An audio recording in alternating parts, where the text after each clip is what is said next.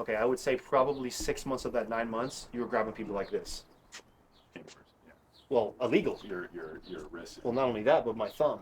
Like you would grab people to a point where you're never going to get that in a tournament. So then when you do get to a tournament, like I noticed how you were grabbing people. It was taking you so long to feel comfortable with some people. Yeah. When you watch me, dude, I go up there, I grab it, and let's go.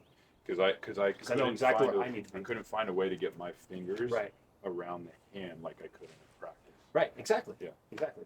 Because you can manipulate the grip in a practice. Yeah. The ref is telling you how you're going to set your hands technically in a ready go. Yeah. And that's why most people aren't ready for a real ref. And that's why I say like tournaments put you in such better position because you do learn. And you learn these things. Exactly.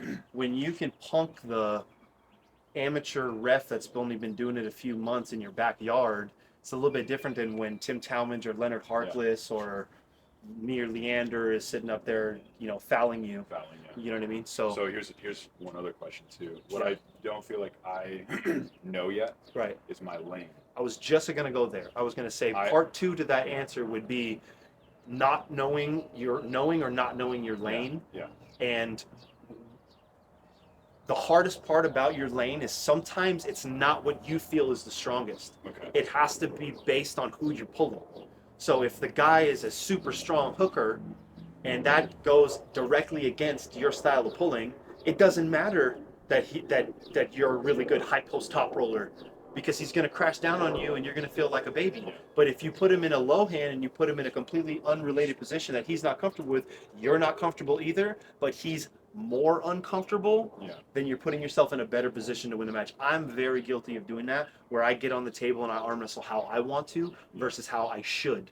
And Travis Bajan has said some of the most key gold words, and it's not how comfortable you are, it's how uncomfortable he is. Exactly.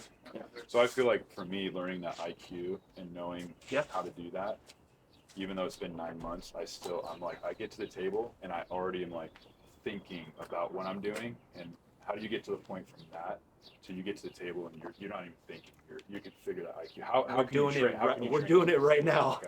That is, to me, that's the only way you can. Let's do this more. Ask more feedback. Well, we'll just practice more. I just on the last video I recorded one of the small clips that I said stop doing wrist curls and bicep curls and get your ass on the table and learn something, because a lot of strength training in this is invalid if you're already stronger than everybody else. You're wasting your time. But if you get on the table and you're dick stronger than everybody else, but you're getting beat by people that are just technically better than you, then what do those bicep wrist curls matter? You know what I mean? True. And he was a great example when he first said it is, he's got a pulley at home, he's got a table at home. Yeah. He's very technically good for someone that probably hasn't been to too many practices and stuff like that.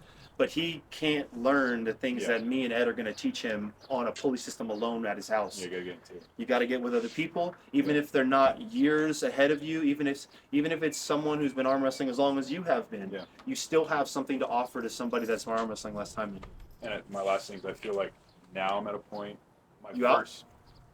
My first 6 to 8 months was just, I almost felt like rehabbing constantly because there was so much pain. But now I feel like I can finally start to do strength stuff.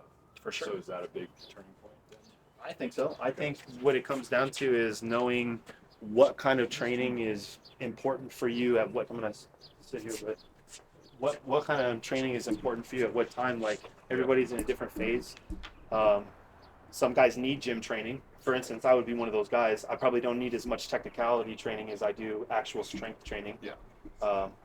But then there's a lot of most people get into arm wrestling because they think they're strong. Yeah. You know what I mean? And if you think you're strong, you probably are. And then you probably need to work on other things than not your strength. Yeah. Yeah, I feel like for me, and I could be very wrong in this. Yeah. How I feel is 70 or 80% of the time in amateurs. Yeah. I'm gonna be stronger than the other guy. Right. But I just get out technique.